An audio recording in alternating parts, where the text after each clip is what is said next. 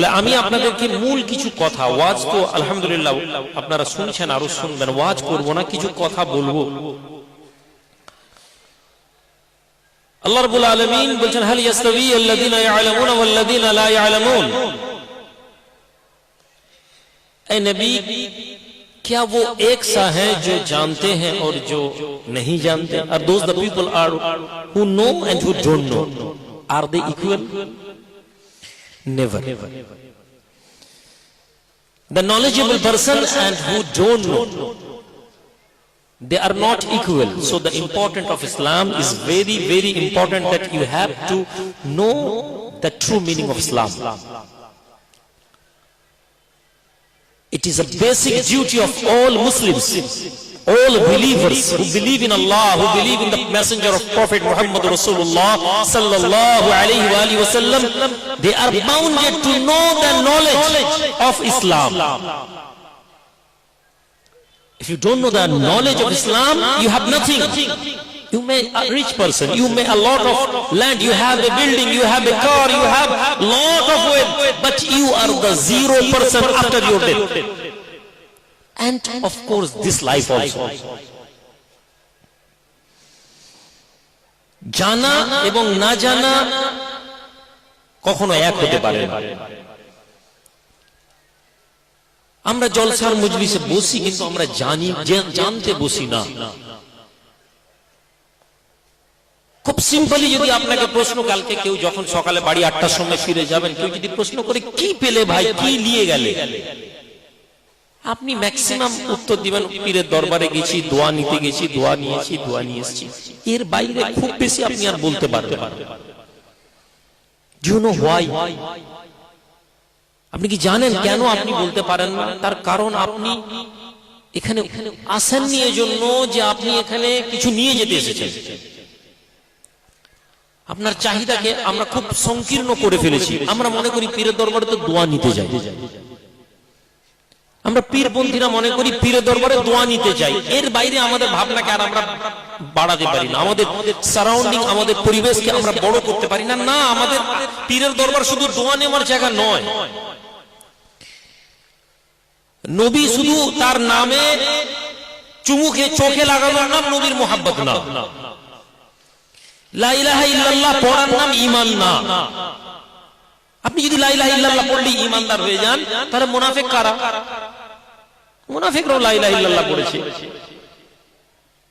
নামাজ পড়ার নাম ইসলাম না। যদি নামাজ পড়াই ইসলামের মূল মানদণ্ড হতো, তাহলে মুনাফিকরা নামাজ পড়েছে। তাহলে আমাদের কাছে যেটা জানা দরকার, সেটা হচ্ছে যে আমরা আমাদের বেসিক বিষয়টা আমরা জানবো, যে কি আল্লাহ পাক তার নবীকে দিয়ে কি পাঠিয়েছেন। হুয়াল্লাযী আরসালা রাসূলাহু বিল হুদা ওয়া দীনিল হক।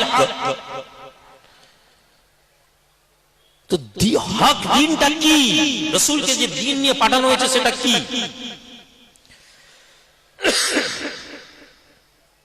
কেন আমাদের জীবনে একজন পীরের প্রয়োজন আছে? কেন একজন আমাদের জীবনে রাহবারের প্রয়োজন আছে?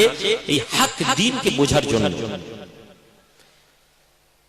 বর্তমান বিশ্বে মুসলিম ইউথ জেনারেশন, যুব সম্প্রদায় বড় বড় মুসিবতের মধ্যে আছে, বড় বিপদের মধ্যে আছে। যারা ইন্টারনেট এবং ফেসবুকের মাধ্যম থেকে দ্বীন সংগ্রহ করছে, they don't know how they are in danger. They are in danger. Even they don't know. তারা মোবাইলে, ফেসবুকে, ইউটিউব হাদিস খুঁজছে, অমুক হাদিস গুগলে সার্চ করছে, বুখারী 347 হাদিস এসে গেল। আজকে একজন যুবক বলছে যে আমরা আল্লাহ এবং রাসূল আমাদের জন্য যথেষ্ট। এই কথাটা কি শুনতে খারাপ নাকি? এই কথাটা খারাপ না, এই কথাটা যথেষ্ট ভালো কথা। কিন্তু কি নবী এই কথা আমাদেরকে বলে দিয়ে গেছেন যে আল্লাহ এবং তার রাসূল যথেষ্ট আমাদের জন্য? আর কিছু বলে যাননি নবী আমাদেরকে? যদি নবী আমাদেরকে আরো কিছু বলে দিয়ে যান, তাহলে সেটা আমাদের জানা কর্তব্য। আল্লাহ এবং রাসূল আমাদের জন্য যথেষ্ট, এটাই শেষ কথা। কিন্তু নবীজি এই শেষ কথাটাকে আমাদেরকে এইভাবে প্রেজেন্ট করেননি। নবীজি আমাদেরকে শুধু এইভাবে বলে যাননি যে তোমরা আমাকে অনুসরণ করলে কামিয়াব হয়ে যাবে। কোরআনের আয়াত কুল ইন কুনতুম তুহিব্বুনাল্লাহ ফাত্তাবিউনি ইউহিব্বুকুমুল্লাহ, এই আয়াতের মানে নবীকে ইত্তেবা। কিন্তু the way of obedient, the way of follow, not only from Bukhari, not only from Muslim, not only from Abu Dawud. নবীকে ফলো করার তরতিব হচ্ছে সিলসিলা। সিলসিলা yani চেন। আমরা বলি আমরা ফুরফুরা সিলসিলা। সিলসিলা কি?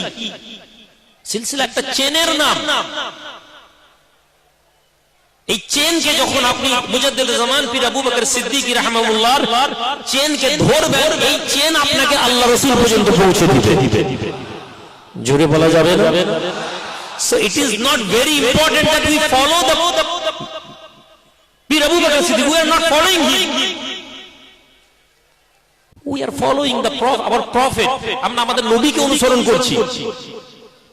নবীকে অনুসরণ করছি, মাধ্যম পীর আবু বকর সিদ্দিকের কথার আদর্শ অনুযায়ী করছি। যেমন আপনি বলছেন যে বুখারীতে আছে, বুখারীকে আমরা অনুসরণ করছি না, বুখারীর কথাকে অনুসরণ করছি না, বুখারী যেটা নবী বলে গেছেন সেটাই করছি। ইমাম আবু হানিফাকে অনুসরণ করছি না, ইমাম আবু হানিফা যা বলে গেছেন নবী এবং রাসূলের কথা, আল্লাহর কথা, সেটাকে অনুসরণ করছি।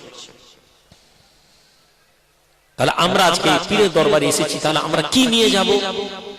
সর্বপ্রথম আমাদেরকে জেনে দেওয়া দরকার, আল্লাহর নবী বলেছেন তোমাদের মধ্যে মান আতানি ফাকাদ আতা আল্লাহ, তোমরা যারা আমাকে অনুসরণ করলে তারা আল্লাহকে অনুসরণ করলে। মানে আতা আমিরি ফাকাদ আতানি, তোমরা আমার যারা আমির, আমার যারা নিযুক্ত করার অ্যাপয়েন্টেড লোক, যারা আমার রাস্তা দেখাবে, তারা তাদেরকে অনুসরণ করা মানে আমি রাসূলুল্লাহকে অনুসরণ করে নিবে। হাক্কানি পীরকে অনুসরণ করা মানেই নবীকে অনুসরণ করা, হাক্কানি পীরকে অনুসরণ করা মানেই আল্লাহকে অনুসরণ করা। জোরে বলুন। আমরা পীরের দরবারে হালুয়া রুটি খেতে আসি না, বিরিয়ানি খেতে আসি না, সিজদা করতে আসি না, কবর জিয়ারত করতে আসি না। আমাদের কাছে প্রশ্ন থাকতে পারে, আমাদেরকে প্রশ্ন করতে হবে। বিগত কয়েকদিন আগে কিছু যুবক আহলে হাদিস ছেলেরা মাঝে মাঝে আসেন আমার কাছে, আমি তাদের সাথে কথা বলতে ভালোবাসি। আমি যুবকদের, আমি জানি না খুব বেশি ভাই, আমার জ্ঞান খুবই কম, খুবই কম, কিন্তু আমরা কথা বলতে পারি। আমি তাদেরকে বলি, হয় আপনি আমাকে বুঝিয়ে দেন, না হলে আমি যেটা বলছি আপনি বোঝার চেষ্টা করুন। বুঝে নিন, কথা বলছি না। ইন্নাকা লা তাহদি মান আহবাবতা, এটার উপর আমি বিশ্বাস করি। আমি রুহুল আমিন পীরের দরবারে এসে গেছেন বলেই আপনি এসে হেদায়েত পেয়ে যাবেন, এটা নয়। নবীর বেটা হেদায়েত হয়নি, পীরের বেটা হেদায়েত হয়নি, বলে আপনি পীরের দরবারে এসেছেন হেদায়েত পেয়ে চলে যাবেন, এটা না। কোরআনে কথা বলছে না, কিন্তু এটা তো অবশ্যই আমাদেরকে এই বিশ্বাস করতে হবে। ইয়া আইয়ুর রাসূল বাল্লিগ মা উনজিলা ইলাইক, হে নবী আপনাকে যা দেওয়া হয়েছে পৌঁছে দিন। আমার ভাই বুঝতে পারেনি, পথভ্রষ্ট হয়ে গেছে, চলে গেছে অন্য ট্র্যাকে, আমাকে ধরে আনতে হবে। সে মনে করছে খাজা বাবাকে গাল দিলে বোধহয় আল্লাহ খুশি হবে, সে মনে করছে ওলি আল্লাহদের নামে সমালোচনা করলে আল্লাহ খুশি হবে, নবী বলা এটাই বলে গেছেন, সে মনে করছে, তার সমস্যা না। আহলে খারেজিরা, মুতাজিলিরা এমন জায়গায়, এমন চরম জায়গায় পৌঁছে গেছে, জামানার বাদশাকে নিয়ন্ত্রণ করে ফেলেছে। ইমাম মালিকের সময় জামানার বাদশা মূল ট্র্যাক থেকে সরে গেছে। কোরআন, আল্লাহর খালক, এই ফিতনাতে বাদশা চলে গেছে। যে বলবে না তাকে মেরে দাও, আলেম ওলামা সব বাতিল দলে চলে গেছে। ইমাম মালিক জাননি, চুপ করে বসে আছে। লোকেরা বুঝাচ্ছে, হুজুর ওয়ালা তুলকু বিআইদিকুম ইলা তাহলুকা, কোরআন আল্লাহ বলেছে নিজেকে ধ্বংস করবেন, বাদশা জালেম, মেরে দিবে, আপনি অন্যায়ের সাথে কম্প্রোমাইজ করে নিন, করেন। আজকে যেটাকে দিন মনে করে যে দলটাকে আপনারা মনে করছেন যে একটা দল যারা আমাদেরকে সঠিক ধর্ম বোঝাচ্ছে, আসলে তারা এরকম, এর আগে এরকম দল এসছে, এরকম ঝড় এসছে ইসলামে। একদল আলেম ওলামা যারা এই কথা বলে, যারা মক্কায় গত পরশুদিন কি বলে সৌদি আরবের মদ বিক্রি করার অনুমোদন দিয়েছে সরকার, এই আলেমদেরকে দেখবেন না এরা কেউ বলে ইমাম আবু হানিফা ভুল করে গেছেন, এই কথা বলতে তারা যত খুশি পায়। মক্কায় মদ বিক্রি হবে, এটা একটা অন্যায় কাজ, এই ভাষা তাদের বলার ক্ষমতা নেই। মদিনা মুনাওয়ারাতে সিনেমা হল ওপেনিং করা হবে, এই কথা বলার মধ্যে নয়। কনসার্ট হবে, মহিলাদেরকে নিয়ে নাচ গান হবে মক্কার মরুভূমির মধ্যে, এই কথা অন্যায় কাজ, এইটুকু কথা বলার সেই আলেমদের ক্ষমতা নেই। তারা নবীর হাদিসের 40টা হাদিসকে শোনাবে, শুনিয়ে তারা আপনাকে এটা বোঝাতে চাইবে যে আপনি কোন ওলিয়া উলিয়াদের অনুসরণ করছেন, মানে আপনি ধ্বংস হয়ে যাচ্ছেন। আল্লাহ নবী রাসূল আরবি বলেন, আখিরি জামানায় একদল আলেম ওলামা ইলমকে এজন্য গ্রহণ করবে, একদল আলেম ওলামা ইলমকে এজন্য গ্রহণ করবে, শরীয়ত এজন্য শিখবে, কোরআন এজন্য শিখবে, হাদিস এজন্য শিখবে, কেননা তারা তাদের ইলমের মাধ্যম থেকে দুনিয়া কামাবে। It is the time of day of judgment. It is the time of Yawm al-Jum'ah. It is the time of amma yatasaaluna anin naba'il azim. It is the time of the day of hisab. কিয়ামতের পূর্বে এরকম আলেম ওলামাকে আমরা দেখব যারা কোরআন এবং সুন্নাহকে এই জন্যই কথা বলবে, তারা তার মাধ্যম থেকে অর্থ গ্রহণ করবে। এটা কোনো বিশেষ দলের কথা নয়, এটা নবীর কথা। সব ধর্মে, সব সিলসিলায়, সব দলের মধ্যে এরকম আলেম আমরা পাই। আল্লাহ হেফাজত না করলে আমি রুহুল আমিন ধ্বংস হয়ে যাই, হয়তো আমিও তাদের অন্তর্ভুক্ত হব, কেননা আমিও জলসা করে কিছু পয়সা নিই লোকের কাছ থেকে, যদিও দাবি করে নিই না, কিন্তু নি আমারও মাঝে মনে হয় যে আমি না এই শ্রেণীর অন্তর্ভুক্ত হয়ে যাই। সম্মানিত ভাইয়েরা, ওসুল বানাতে হবে। এক, আমরা সঠিক রাস্তায় আছি। দ্বিতীয়, একজন পীরপন্থী মানুষের আইডেন্টিটি কি হবে? একজন পীরের পরিচয় কি? একজন পীরের পরিচয় হচ্ছে তার কাছে দুটো ইলম থাকবে। কটা ইলম? আল ইলমু ইলমানি। قال النبي صلى الله عليه وسلم العلم علمان فعلم في قلبي فذاك علم نافع। হে দরবারে আজের জওয়ানেরা, যুবকেরা, হে আল্লাহ পাওয়ার আগ্রহী মানুষেরা, রাসূল নবী বলেন মানুষের কাছে দুইটা ইলম থাকবে। একটা ইলম হচ্ছে অন্তরের ইলম, ওই ইলমটা উপকারী। আর একটা ইলম আলাল লিসানে, আরেকটা ইলম হচ্ছে জিহবার ইলম, আরেকটা ইলম হচ্ছে জবানের দ্বারা, যার দ্বারা বনি আদম ধর্মকে প্রতিষ্ঠিত করবে। হুজ্জাতুল্লাহ আলাল ইবনে আদম। অনেক জ্ঞান আছে, আপনি তাকে পরিপূর্ণ মনে করতে পারেন না। একজন লোক দাঁড়িয়ে যদি অনেক হাদিস পড়ে, অনেক কোরআনের আয়াত পড়ে, no, he is not complete, he is not the path of prophet Muhammad রাসূলুল্লাহ সাল্লাল্লাহু আলাইহি ওয়াসাল্লাম। No, not.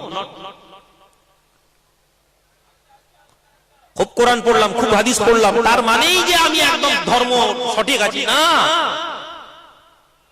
ইবলিসের অনেক ইলম ছিল, শয়তানের অনেক ইলম ছিল। তাহলে আমাকে কি রাখতে হবে? কলবের ইলম রাখতে হবে, কলবের নূর রাখতে হবে, অন্তরের ইলম রাখতে হবে। অন্তরের ইলম কোথায় পাবো? হাক্কানি রব্বানি আলেম ওলামাদের সোহবতে না এলে কলবের ইলম হবে না। আপনাদের কাছে একজন মাজারিল উলমের একজন বড় জাইয়াদ আলেম হাফেজ ছিলেন। প্রতাপপুর দরবার শরীফকে আল্লাহ এই খুশবু দ্বারা, এই নিয়ামত দ্বারা পরিপূর্ণতা দিয়েছেন। এই দরবারে আমরা বড় আনন্দের সাথে ইস্তেকবাল করতে পারি।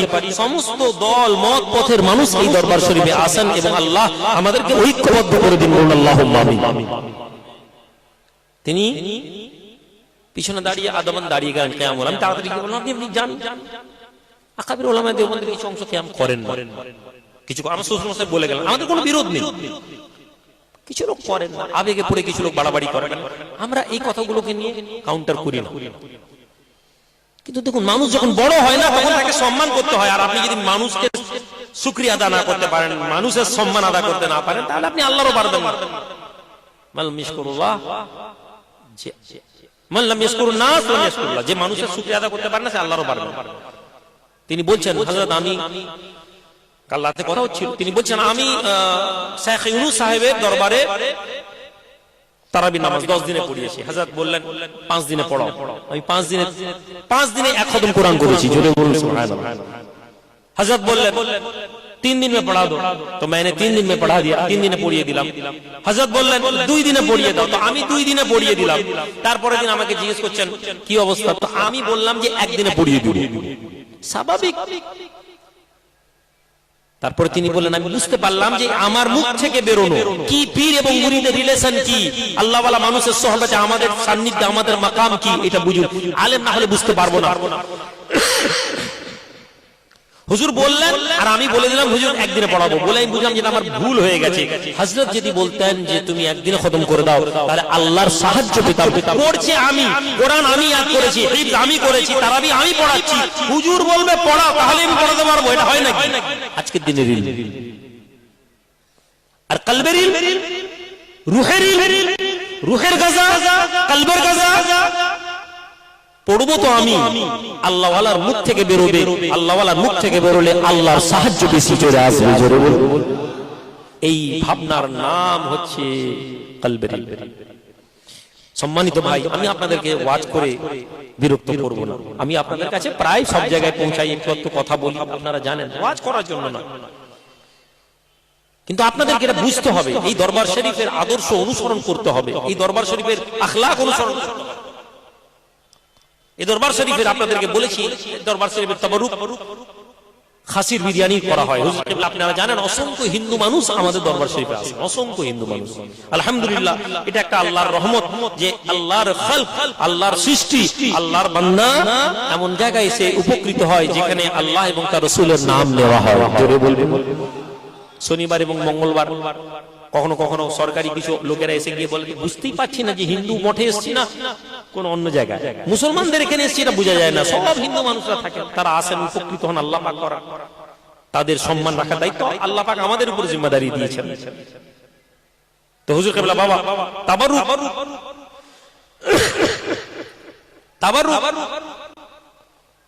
খাসির গোশের বিরিয়ানি শুরু করেন, কারণ বহু মানুষ হিন্দু লোকেরা আসে এই দরবার শরীফে। আমার মনে আছে 17টা অথবা 11টা, আজ থেকে 30-35 বছর আগে কথা বলছি, খাসি দিয়ে তাবারুক। সম্ভবত আমি জানি না, আজকে প্রায় 550টার কাছে খাসি জবা হয়েছে। জোরে বলুন সুবহানাল্লাহ।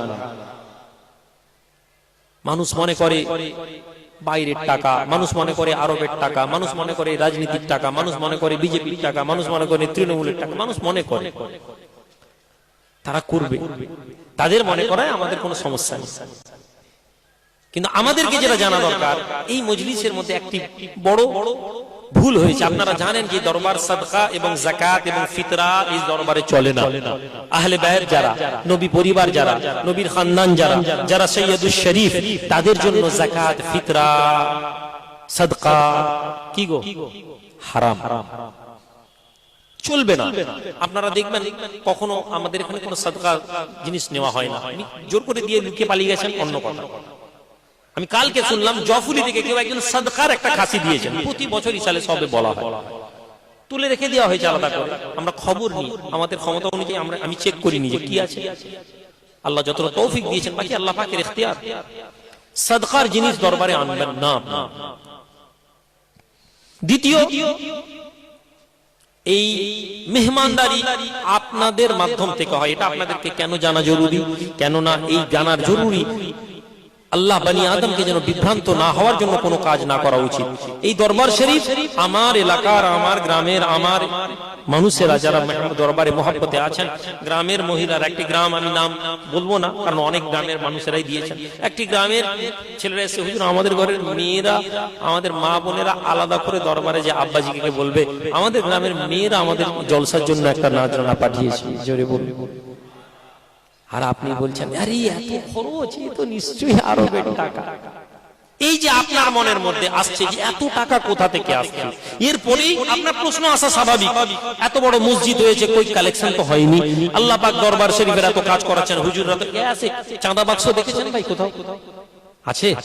চাঁদা বাক্স নেই। শুধু চাঁদা বাক্স যদি বসিয়ে দিই ভাই, 2-2.5 লাখ টাকা কালেকশন আসবে, 3 লাখ টাকা আসবে, অনেক বড় খরচ বেঁচে যাবে। নেই, ফলে আপনার মনে আসা স্বাভাবিক, এত টাকা কোথা থেকে আসে। কিন্তু এরপরেই যদি আপনার মনে হয় আরবের টাকা, এরপরেই যদি মনে হয় পার্টির টাকা, তাহলে নবীজির একটা কথা বলি, কেননা আমরা এখানে হুসনে আখলাক নিয়ে বাড়ি ফিরবো, আমরা শিখে যাব। আল্লাহ নবী নবী রাসূল আরবি সামনে আবু জেহেল আছে, বলে মুহাম্মদ তোমার মতন খারাপ মানুষ আমি দেখিনি, তোমার মতন কুৎসিত লোক আমি দেখিনি, তোমার মতন খারাপের লোকের পূর্বে কেউ আসেনি, এরপরেও কেউ আসবে না। রাসূল আরবি বলি আবু জেহেল কুৎসিত ভরা মন্তব্য করে দিল। রাসূল আরবি বলতে লাগেন, আবু জেহেল তুমি ঠিক বলেছো, সাদ্দাকতা ইয়া আবু বকর, তুমি ঠিক বলেছো। এরপরে আবু বকর সিদ্দিক এলেন, সিদ্দিক আকবর আবু বকর সিদ্দিক রাদিয়াল্লাহু তাআলা আনহু, ইয়া রাসূলুল্লাহ আপনার মতন ভালো লোক কেউ নেই, আপনার মতন নেক লোক কেউ নেই, এত সুন্দর চেহারা আমি এর পূর্বে দেখিনি, এর পরেও দেখব না। এইভাবে নবীজির প্রশংসা করলেন। নবীজি বলেন, আবু বকর তুমি ঠিক বলেছো। সাহাবারা বলেন, ইয়া রাসূলুল্লাহ আবু বকর তো ঠিক বলেছে, আমরা বুঝেছি, আবু জেহেল কি করে ঠিক বললো? নবীজি যে কথা বললেন এই কথাটা আমাদের জন্য বলে গিয়েছিলেন। আল্লাহ নবী বলেন, হে আমার সাহাবারা, আবু জেহেলের অন্তরটা কুৎসিত, কালো, নোংরা। আবু জেহেল আমাকে কুৎসিত নোংরা কালো দেখেছে, আমার আবু বকরের অন্তরটাকে আল্লাহ আলো দিয়ে ভরিয়েছেন, নূর দিয়ে ভরিয়েছেন, আমার আবু বকর আমাকে আলো দেখতে দিয়েছে। আল্লাহ সম্মানিত ভাই, কি বুঝলাম? আমাদের জাজমেন্ট আমাদের অন্তরের আয়না। আমি যখনই লোকের সম্পর্কে বিরূপ কমেন্ট করছি, বিরূপ কথা বলছি, এটা শো করছে how my heart is dirty. It is nothing. It shows your heart if you have a good deed, good behavior. If you have a polite behavior, it is shows how your heart is clean. মসজিদের মধ্যে একজন বুজুর্গ বসে বসে তসবিহ গুনছেন, তসবিহ গুনছেন, তসবিহ গুনছেন, তসবিহ পড়ছেন, তসবিহ পড়ছেন। এমন সময় একটি চোর ঢুকেছে মসজিদের, টাকা ক্যাশ বাক্স চুরি করবো, সে বসে বসে জিকির করছে, অনেকক্ষণ ধরে জিকির করতে করতে মনে করছে এই লোকটা উঠলেই বেরিয়ে যাব। অনেকক্ষণ যখন হয়ে গেছে তখন এই চোর বেটা ভাবছে যে এও মনে হয় চুরি করতে এসেছে। আর এই আল্লাহওয়ালা মানুষ নিজেকে বলছেন, দেখো তুমি মনে করেছিলে ঠান্ডার রাতে আর মসজিদে কেউ ইবাদত করতে আসবে না, তুমি একা নও, আল্লাহর বান্দা আরো লোক আছে যারা আল্লাহর ইবাদত করে। সুবহানাল্লাহ বলবেন। দুজনের ভাবনা বদলান। পীরের মুরিদ হয়েছেন কি হননি আমি জানি না, কিন্তু ভাবনা বদলান। পীরের দরবারে এসেছেন, ভাবনা বদলে নিয়ে যান। আপনি এটা মনে করবেন না পীরের দরবারে এসে গেলে আপনি ভালো হয়ে যাবেন। একটি পুকুরে চারজন লোক গোসল করতে নেমেছে। একটি লোক সারা রাত মদের দোকানে, বেশ্যাখানায় রাত কাটিয়ে এসে ভোরবেলা এসে গোসল করতে এসেছে। আর একজন আল্লাহওয়ালা মানুষ সারা রাত ইবাদত করে ফজরের নামাজ পড়ে গোসল করতে এসেছেন, শরীরটা ঠান্ডা হবে। আর একজন লোক বসে বসে পুকুরের সামনে বসে বসে মন্ত্র পড়ছে গোসল করে। তিনজন লোক ভাবছে, চোর ভাবছে এই মদ খানেওয়ালা জানি মনে মনে করছে যে বেটা এরাও আমার মতন সারা রাত ধরে বাজে কাজ করে এসেছে। আল্লাহওয়ালা মানুষ ভাবছেন যে আরে এই লোকও সারা রাত আমার মতন ইবাদত করেছে। তো ভাবনা আমাদেরকে বদলাতে হবে। হাজিরানে মজলিস, প্রতাপপুর দরবার শরীফ, শুধু ওয়াজ নিয়ে যাব না আমরা। ওয়াজ করতে এখানে শুধু ওয়াজ নয়, পীর মুরিদি কোনো ব্যবসা না। আমরা পীর সম্পর্কে একটা অতি মানবীয় ভাবনা নিয়ে বসে থাকি। পীর মানেই মনে ফুক মেরে আমার ছেলেকে ভালো করে দিবে, পীর মানেই দোয়া করলে মনে আমার ছেলে ভালো হয়ে যাবে। না না না, পীর হচ্ছেন আমাদের পথ প্রদর্শক, যিনি আমাদের দুনিয়া এবং আখিরাতের পথ দেখাবেন। পীর মানে শুধু তাসবিহ গুনাহ নয়। যদি পীর শুধু তাসবিহ গুনাহ শেখায়, জেনে রাখবেন সেই পীর রাসূলুল্লাহর তরিকার উপরে সম্পূর্ণ নেই। তিনি অন্যায় করছেন এ কথা বলবো না, কিন্তু নবী যদি শুধু তাসবিহ গুনে নবী যদি দ্বীনকে পৌঁছানো হতো, দ্বীনকে যদি প্রতিষ্ঠিত তাসবিহর মাধ্যম থেকে হতো, গারে হেরা যথেষ্ট ছিল। গারে হেরায় বসে নবীজি দ্বীন প্রতিষ্ঠিত করতেন। নবী যে গারে হেরা ইবাদত করেছেন, রাতে তাহাজ্জুদ করেছেন, দিনের বেলা জিহাদের মাঠে গিয়ে জিহাদ করেছেন।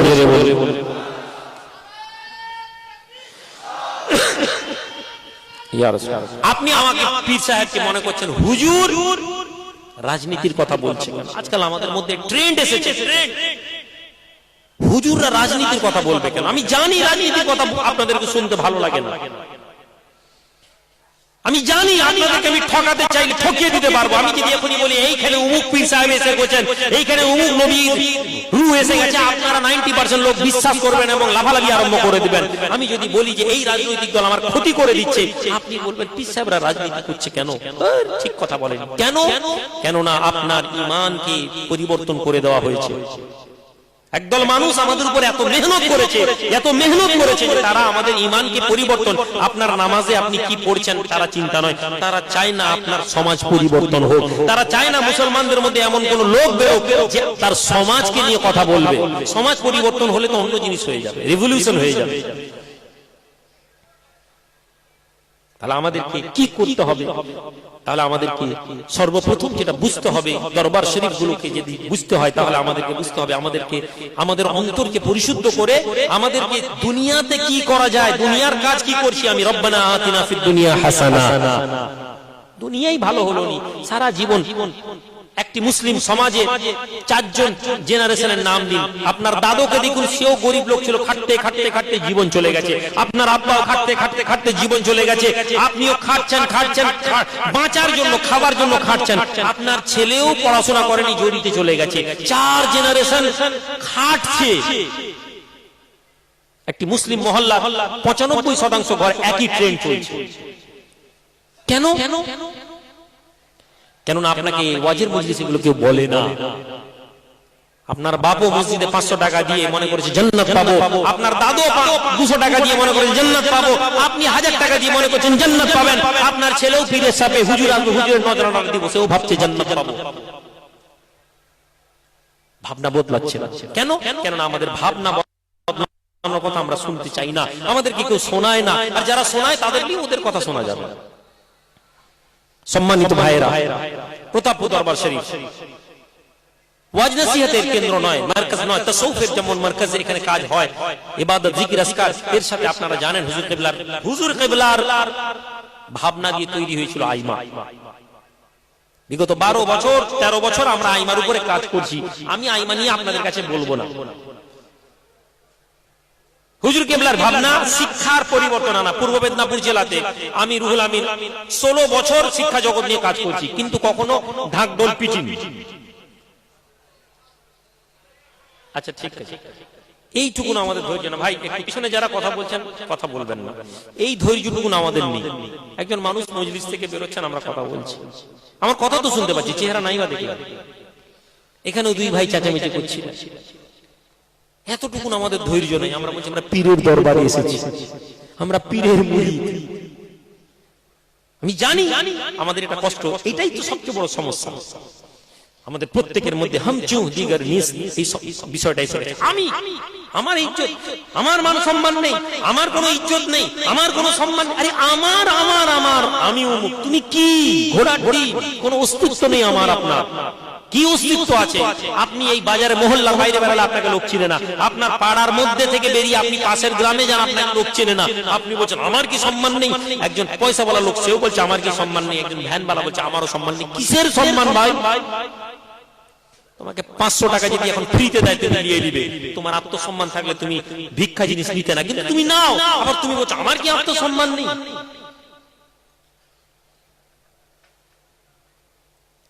শিক্ষা জগতে আজ 16 বছর প্রতাপপুর দরবার শরীফের আঙ্গিনায় হুজুর কিবলা মেহনত করেছিলেন, সেই মেহনতের কাজ করছি। মাদ্রাসা মুস্তাফা মাদানী কাঞ্চনপুর, আপনারা জানেন আজ দাওরা হাদিসের মাদ্রাসা। এই মাদ্রাসা থেকে অসংখ্য আলেম ওলামা আজ বেরোচ্ছেন, আলহামদুলিল্লাহ আলহামদুলিল্লাহ। এরপরে এই মাদ্রাসার শিক্ষকেরা ছিল আজকে পূর্ব মেদিনীপুর জেলায়, আপনারা জানেন দেড়িয়াচক মাদ্রাসা, শ্রীরামপুর মাদ্রাসা, বাখরাবাদ মাদ্রাসা, মাদ্রাসা রুহুল মানি ঝিকুরকালী, তারপর তাহালা, ফরিদ বহলা, নহলা কি নাম মাদ্রাসাটা, নহলার মাদ্রাসা। এই মাদ্রাসা শিক্ষকরা সব প্রায় এখানে বসে আছে। প্রত্যেকেই মেহনতের সাথে আজকে সে ছাত্র পড়াচ্ছে। এরপরেও যেন আমার মনে হচ্ছে যেন আমাদের কমি হচ্ছে। এত মাদ্রাসা হচ্ছে, এত মাদ্রাসা হচ্ছে, তারপরেও কমি কেন? একটা জিনিস উপলব্ধি করলাম যে কালাম হাফেজ তো তৈরি হচ্ছে, আলেম তো তৈরি হচ্ছে, কিন্তু আউটপুট হচ্ছে না। আমার মাদ্রাসায় অনেক বড় মাওলানা মুহাদ্দিস, ন্যূনতম তার বাংলা জ্ঞান নেই। আমি দেখেছি তাকে যুক্তি তর্ক তারা ধার ধারেন না, কথা বলেন, কিন্তু কথা বলার সময় কাউন্টার কথা বললে তারা মনে করেন বিরোধিতা। কেননা তাদের বাংলা জ্ঞান না থাকার সমস্যা। আর ফলে আলেম ওলামারা, যোগ্যতা সম্পন্ন আলেম ওলামারা প্যান্ট শার্ট পরা লোকের সাথে পেরে উঠছেন না। তো এই ধারাকে আমাদেরকে বদলাতে হবে। কেরলের দিকে এই ধারা বদলাচ্ছে, পশ্চিমবঙ্গে হয়তো কোথাও কোথাও এই ধারা বদলাচ্ছে। আমরা প্রতাপপুর দরবার শরীফে হুজুর কিবলার এতে আমরা নতুন একটা শিক্ষা ব্যবস্থার সাথে এই সমাজকে পরিচিত করাচ্ছি। সেটা হচ্ছে সৈয়দ খালেদ আলী মডেল মাদ্রাসা। জোরে বলুন সুবহানাল্লাহ। কিসের জন্য এই মাদ্রাসা? এই মাদ্রাসা আপনার ছেলেকে শুধু ধর্মীয় শিক্ষা শেখাবে। আমি কেউ আমরা ভবিষ্যতের কথা বলতে পারি না, তবে আমরা এটা বলতে পারি রাসূলুল্লাহ ইন্নামা আমালু বিন্নিয়াত, নিয়তের উপরে নবীজি বলেছেন আমাদের নিয়তের উপরে কাজ।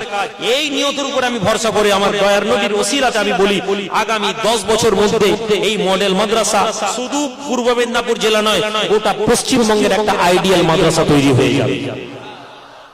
এই মাদ্রাসা একদিকে যেমন বিশিষ্ট লোকেদেরকে আমরা ম্যানেজমেন্টে রেখেছি, বিশিষ্ট লোক, একদিকে শিক্ষিত মানুষ, প্রফেসর, আপনারা জানেন না হয়তো, ঘুরছেন।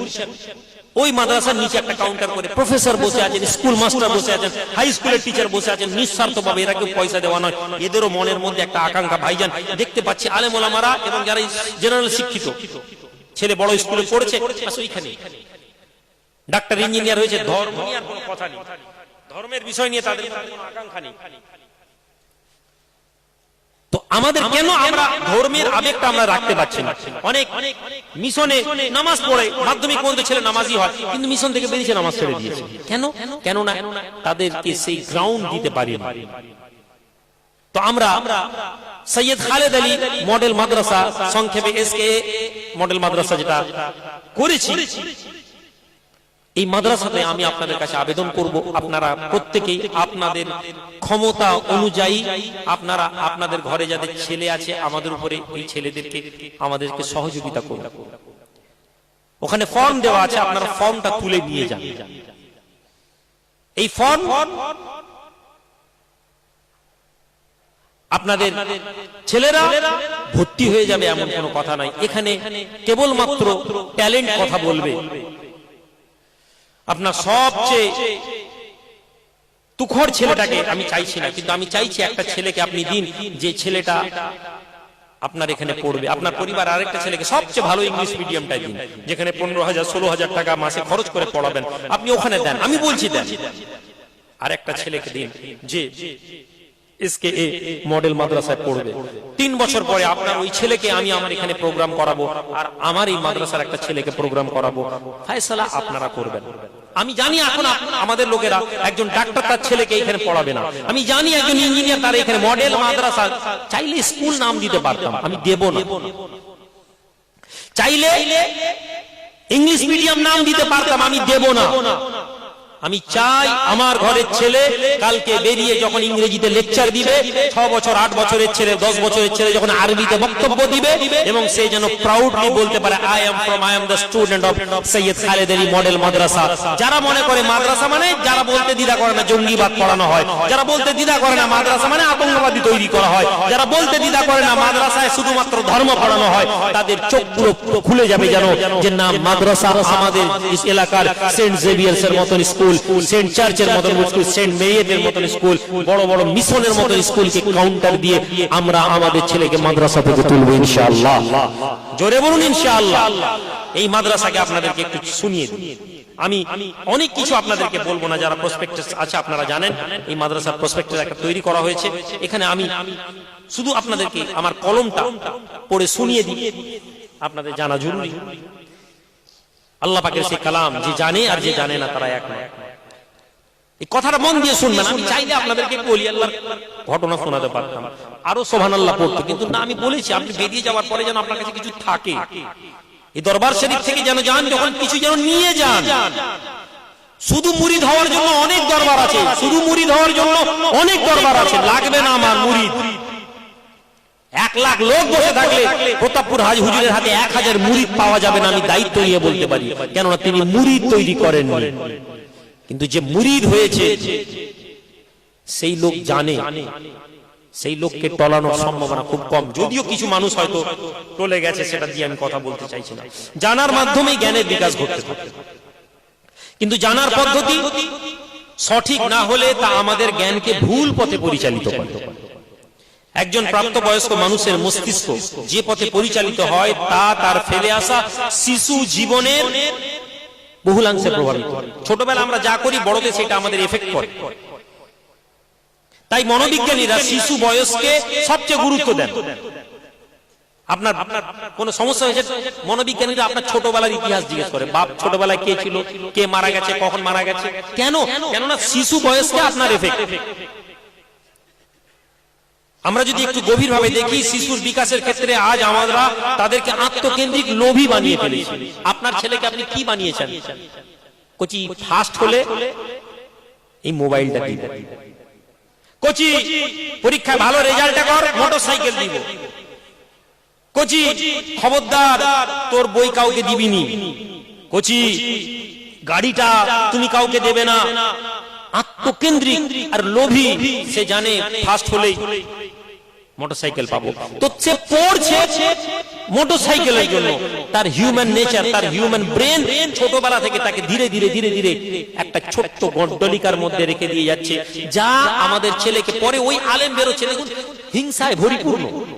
আম লোক ছেড়ে দেন, আলেম ওলামাদেরকে দেখুন হিংসায় পরিপূর্ণ নিয়ে আমরা কথা বলি, হিংসা ভর্তি।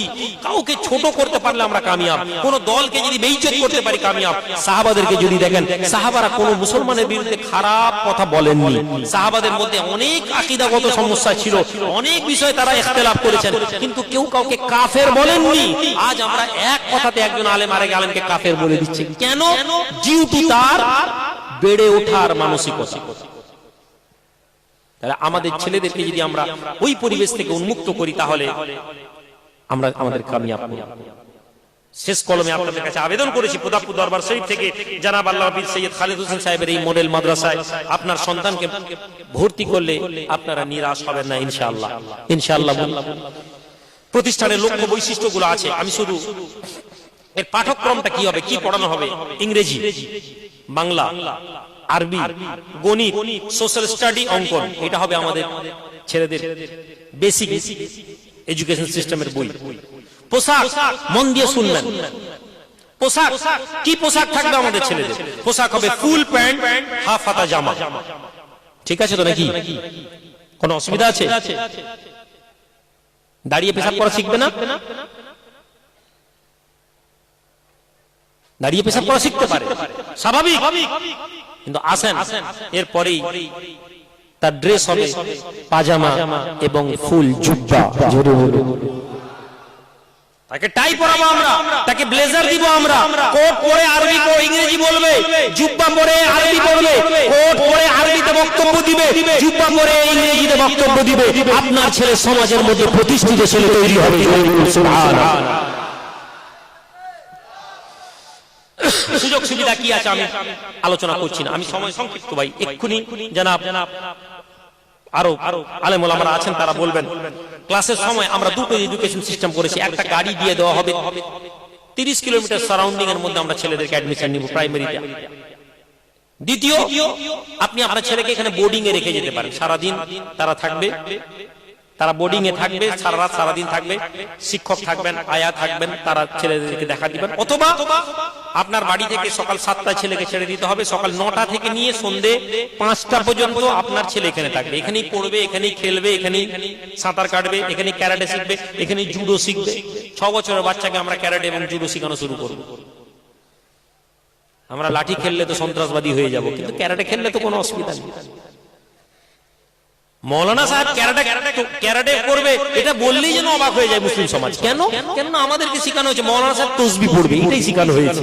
ফলে মৌলানা সাহেব সরকারের বিরুদ্ধে বলতে গেলে ভয় পায়, ইমাম সাহেব মসজিদের মেম্বারে কথা বলতে ভয় পায়, কেননা সে 2000 টাকা, 1000 টাকা, 1500 টাকা, 3000 টাকা ভাতা নিয়েছে, সরকারের গোলাম হয়। কেননা তার বুনিয়াদকে নষ্ট করে দেওয়া হয়।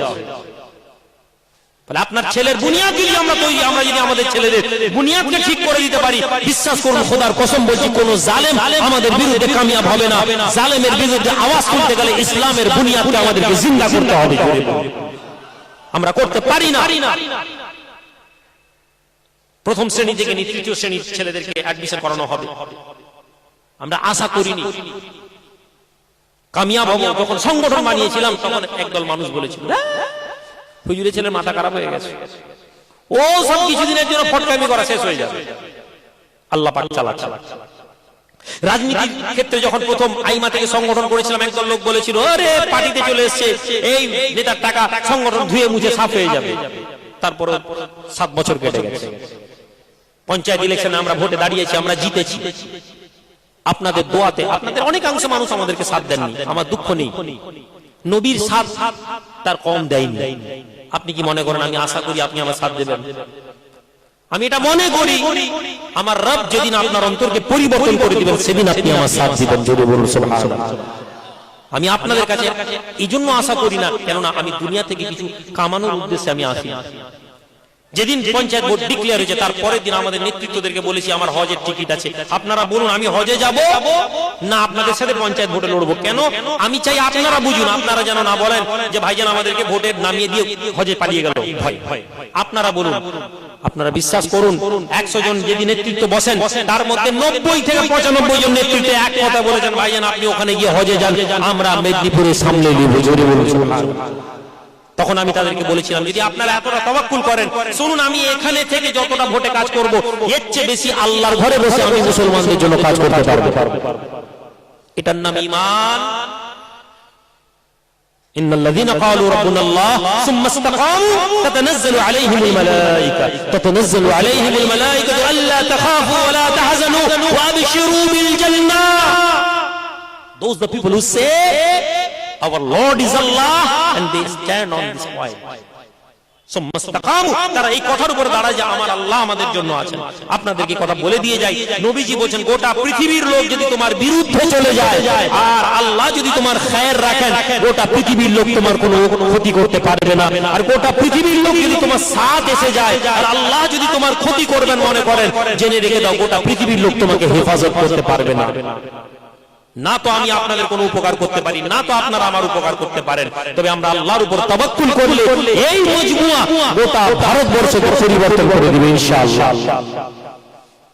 আমার ভাই, আমার বাবাজিরা, আমার বন্ধুরা, পঞ্চায়েতে বিভিন্ন কাজ আছে, আমি আজকে এই মজলিসে বলবো না। আমি চাই না মানুষ আমাকে এটা ভাবুক যে হুজুর রাজনীতি করছে। আমি ঘোষণা করে দিয়েছি আমি কোনোদিন ভোটে দাঁড়াবো না, আমি ঘোষণা করে দিয়েছি। কিন্তু আমি আপনাদেরকে রাজনীতিতে ঠেলে দিয়ে আমি পালিয়ে আসবো। যদি আপনারা ভরসা রাখেন আমি কাজ করব, আল্লাহ পাক যদি আমাকে কাজ করান। আমি তসবিহ গুনলে, খানকায় পীর মুরিদি করলে, জিকির আজকার করলে তৃণমূলের লোকের কাছে আমি ফায়দা পাবো, সিপিএম এর লোকের কাছেও ফায়দা পাবো। কিন্তু আমি মুনাফিকি করব ভিতরে ভিতরে, হয় আমি সিপিএম কে বলবো, না হয় তৃণমূলকে বলবো, না হয় কংগ্রেসকে বলবো। যে হুজুর বলছেন হ্যাঁ বাবা সবার জন্য দোয়া চাইছি, আমি এই দলে নই ভাই। আমি বলছি না তিনি ভুল, সবার জন্য তো দোয়া হতে পারে না, সবার জন্য তো দোয়া হতে পারে না। সবার জন্য দোয়া হলে আপনি কালা এবং বোবা, কানে কালা এই জন্য আপনি শুনতে পাননি সবাই কি বলছে, চোখে অন্ধ। সবার জন্য দোয়া করলে তো বিজেপির জন্য দোয়া হবে। সুতরাং আমরা এখানে যারা এসে বসেছি এই মুজাহিদানা, এই দরবার শরীফকে আপনারা এগিয়ে নিয়ে যাবেন। এই মাদ্রাসার মডেল মাদ্রাসাকে আমাকে সহযোগিতা করুন। আপনারা আপনাদের প্রত্যেকে বাম দিকে দেখেন, নিজের ওই খানকার উপরে দেখুন মডেল মাদ্রাসার চিত্রটা আমি লাগিয়ে রেখেছি। দেখতে মনে হচ্ছে সাধারণ বিল্ডিং, কেউ ধারণা করেনি আল্লাহ পাক এই দরবারে একটা মসজিদ এরকম করবেন। কোনদিন এই দরবার শরীফ থেকে আমরা আপনাদের কাছে আম ভাবে টাকা নিই, কিন্তু আমি আপনাদেরকে শুনিয়ে দিতে চাই আমাদের 5 লক্ষ ইট লাগবে, 5 লক্ষ ইট লাগবে। এই ইটের কনসেপ্ট থেকে বোঝার চেষ্টা করুন কি হতে যাচ্ছে। কয়েক হাজার প্যাকেট সিমেন্ট লাগবে, কয়েকশো টন, 1000 কিলোতে 1 টন, কয়েকশো টন রড লাগবে। আমি কালেকশন, হুজুর কেবলা বলেছেন যে আমরা তো বলছি না নৈতিক সাপোর্ট, আমরা কালেকশন করব না। আল্লাহ তৌফিক দিন এই দরবারকে সেই সমস্ত মানুষদেরকে জুড়ে দেন যারা তাদের অর্থের পয়সা, মোহাব্বতের পয়সা দিয়ে কাজ এগিয়ে নিয়ে যান। কিন্তু এটা অনেক বড় প্রজেক্ট। শুধু এখানে বসে আপনাদেরকে বলবো আল্লাহর জন্য আপনিও করবেন। মনের মধ্যে কিছু মানুষ, আমি চাই যে 1 টন করে কিছু মানুষ নিয়ত করে রাখেন, এখানে চাইবো না, কিন্তু নিয়ত করে রাখেন। 10,000 করে কিছু লোক নিয়ত করে রাখেন যে আমরা এই মাদ্রাসা শুরু হলে আমাদের সাদকায়ে জারিয়া ইজামাতুল ইনসানু ইনকাতাহু আনহু আমালুহু ইল্লা মিন সালাসা, ইল্লা মিন সাদাকাতিন জারিয়া আও আমালাম ইনতাফু বিহি আও ওয়ালাদুন সালিহুন ইয়াদউ লাহু। লোক মরে গেলে তার সমস্ত আমলনামা বন্ধ হয়ে যায়, কিন্তু সাদকায়ে জারিয়া চলতে থাকে। কিসের দুনিয়াতে এমন কিছু ভালো কাজ এই মাদ্রাসা আমাদের সাদকায়ে জারিয়া করে দিবে। কোরআন তেলাওয়াত থেকে নিয়ে আরম্ভ করে বুখারী যখন পড়ানো হবে সেই দিন আমার এই একটা ইট আমার উপকারে আসবে। তো আপনারা চেষ্টা করবেন প্রতাপপুর দরবার শরীফের এই মাদ্রাসাকে আঞ্জাম দেওয়ার জন্য আপনাদের সহযোগিতা, কালেকশন নয়। কিন্তু আমরা যদি এটা না জানিয়ে রাখি ওই রকমই হবে যে আরবের টাকাতে আসছে ভাই, আরবের টাকাতে মাদ্রাসা তৈরি হচ্ছে। কিন্তু যেহেতু আল্লাহ পাকের উপর তাওয়াক্কুল করার কথা আপনাদেরকে শেখাচ্ছি, সেখানে আমি এখানে বসে হাত পাততে পারি না। দুটোই আপনাদেরকে বলে দিয়ে গেলাম। আলোচনা শেষ করব, পরিশেষে আখেরি মুনাজাত, শেষ দোয়া হুজুর কিবলা করবেন। আমরা সবাই শেষ দোয়া নিয়ে যাব। আর যেটা জরুরি, আলেম ওলামারা পরপর আসবেন। আপনাদের পাশে যে মানুষটাকে বসে আছেন দেখছেন, জনাব আব্দুস সত্তার দেবীপুরী মামা আহমদুল্লাহ হুজুর কিবলা রাহমাতুল্লাহ আলাইহি খলিফাদের মধ্যে একজন। এমন যোগ্যতা সম্পন্ন আলেম বিগত কয়েক বছর ধরে দরবারে আসে। আমি মামা মামা বলি, সামনে নাম করতে নিষেধ করা আছে, এই জন্য করবো না, কিন্তু এটা মাথায় রাখুন, ওয়াজ সব সময় শোনার মানসিকতা রাখবেন না, কিছু জায়গায় দোয়া নেওয়ার মানসিকতা রাখবেন। কিছু লোকের কথা আপনার আমার জন্য দোয়া হয়ে যাবে। আমি মামাকে কয়েকটি কথা বলার জন্য অনুরোধ করব। এরপরই আরো পীরজাদারা আছেন, আরো ভাইরা আর আলেম ওলামারা আছেন, তারা একটু একটু করে কথা বলবেন। ফজরের ওয়াক্ত খুব বেশি দেরি নেই।